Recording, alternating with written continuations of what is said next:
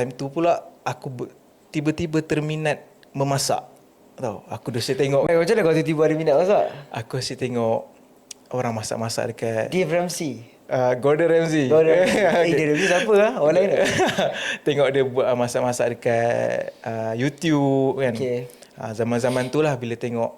Kan kat Instagram kan ada yang IG page food hub lah apa benda semua tu kan. So bila tengok diorang masak tu macam, uish, macam best juga ni kan. So mak bapak aku apply lah aku masuk Quest International University. Dekat mana? Dekat The Store.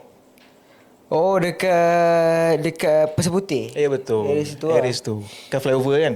Tepi tu Turun lah. kiri. Oh, so kau belajar dekat situ lah. Ambil lah diploma in Culinary Arts. Diploma in Culinary Arts. Culinary Arts. So apa dia kau belajar Culinary Art tu? Oh, semua A sampai Z. Oh yeah. Hot cooking, cold cooking, pastry, semua benda tu lah aku belajar. Lepas tu Kira buat itik semua reti lah. semua buat. Oh yeah. Lepas tu dia kena cakap kena buat fusion tiba-tiba. Masakan Melayu dengan masakan orang putih kita kena gabung. Macam tu.